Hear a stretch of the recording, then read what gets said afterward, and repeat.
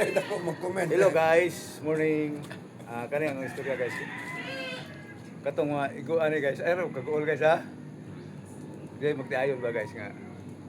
Ang iyang asawa guys, wa gud kabalo siya nga. Kabalo siguro, wala ba kabalo yung asawa nga wa siya tuli mapisot. Pati karon guys. Nag-anak na sila pat kabuk guys. Wa goy kalibutan ng bana nga basig kabalo pong asawa nga siya walay tuli pisot ba pisot.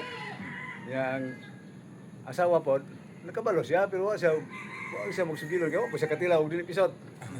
Matay karon di. Di abroad man ang iyang asawa guys. Kuskuwas sa Amerika. Matay pag bakasyon niya guys. Tulo ka tuig siya dito. Wa po kabalo ang asawa nga ang bana ka pa sekreto ulit tuli. Kapatuli ba? Kapatuli. Okay. Yung una nga. Angay na ko kanyo patuli ta kay Aron malimpyo. malimpyo ba? Kanang lami paminawon. Wala na sa lapulod. Mawala siya ko. Atay karon di. Ang asawa guys. Dili na bali lubiya kay sino kay puti. Kasi kay paagod bali sila kali bana kayo tira magbanag gabi. Tiga paminaw ng asawa nga. Lain nagtimpla ba? Lain naman nagtimpla.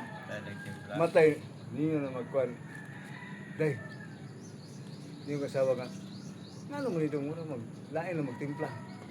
Siya kapatuli ko day eksaba. Ha? Kamay pa kayo, imo pag-ugi pakwaan? Ayaw. Bulag sila guys. Ha? Bulag. Bulag sila? Oo, ano, magalang ito sa ligaway. Gawin ko ron. Di ko ano, no? Tatukuha ito. Oo. Iwas ka balo. Wading.